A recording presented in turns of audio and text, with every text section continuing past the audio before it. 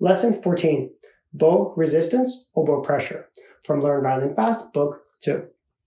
What really matters when you play the violin bow is the interaction the bow has with the string. The bow is a spring under tension. When the bow pushes on the string pushes back on the bow. Newton's third law of motion states that every action has an equal and opposite reaction. When the bow applies pressure to the string applies pressure back. The more pressure the string applies back on the bow. We'll call this bow pressure or bow resistance. Let's learn how to apply bow pressure resistance with the bow to the string. You're going to place the bow somewhere in the lower half between the frog and the middle of the bow on the string, but without moving it. You're going to apply pressure to the string and feel how the more you press on the string, the more it pushes back. So if we get into proper playing position, put the bow, we'll call this this is the balance point. So if we take our bow and the bow will balance itself, that means that the weight of the bow is evenly here and here. This is going to be the easiest place for us to control the bow. So let's place it there.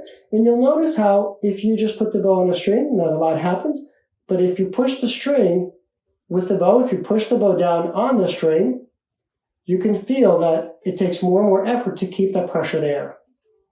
So one thing that I want you to try is the 4 levels of pressing the bow. So just put the bow on a string.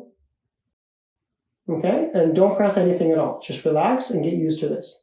Now slightly press the bow. You'll notice that the distance between the bow hair and the stick decreases. Apply a medium amount of pressure, and then apply as much as you can to the bow hair and the stick touch. So what you need to be able to do is not only hold the bow properly, not only keep it in the right place at the right angle, you also need to now starting to feel and apply a particular amount of bow pressure when you play the violin. Most of the time, you're going to be using a medium amount of pressure. Again, if you're a numbers person, you can do between 1 and 10. We're going to most of the time live between a 4 and a 6. With very loud, very fast music or fast bows, you're going to use more like an 8 or a 9. And then very regularly, we'll use no pressure at all, like a 1 or a 2. Mostly those will be in orchestral music for very special effects. Most of the time, we use a medium pressure.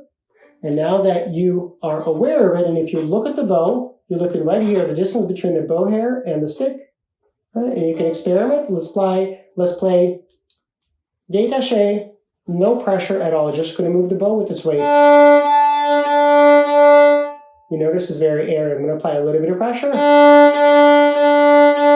medium pressure, and lots of pressure.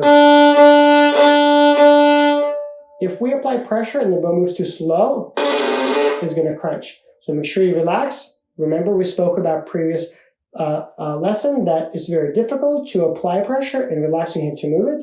And this is one of the biggest challenges in violin, is not only holding the bow and the violin properly, but applying pressure and relaxing so the bow can move.